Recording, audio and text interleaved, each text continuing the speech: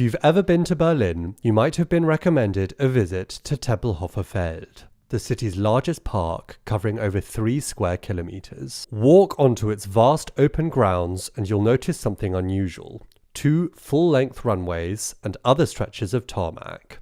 That's because this park used to be an airport, right in the heart of the city. Tempelhofer Feld, or Tempelhof Field, was first mentioned in the 13th century as land owned by the Knights Templar, hence the name Tempelhof, meaning Temple Court. After the Templars were disbanded, the land passed through several hands, eventually becoming part of Prussia. For centuries, it remained mostly rural, used for farming and military drills. In the early 20th century, Tempelhof became a major aviation hub, ranking amongst the world's busiest airports by the 1920s. In the 1930s, the Nazis began transforming it into a monumental gateway to the world as part of their Welthauptstadt Germania plans for a new German capital. Construction of a new massive terminal building began in 1936, but was halted in 1941 due to the war. Though never completed, the building largely survived the war and remains a striking example of Nazi architecture. After the war, Tempelhof became truly famous during the Berlin Airlift of 1948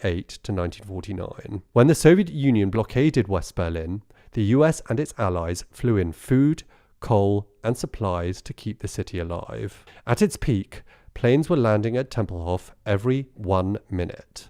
The airport continued to operate during the Cold War as a civilian and military airport, but eventually closed to commercial flights in 2008 with the start of the construction on Berlin's new airport, BER, which, after years of delays, finally opened in 2020. In 2011, a local citizens group launched an initiative to protect the site from being developed. The citizen group's goal was to preserve Tempelhof as a cultural and recreational space. This led to a referendum in 2014, where Berliners voted overwhelmingly in favor of protecting the field from development. The victory made Tempelhof one of the largest protected inner-city open spaces in the world.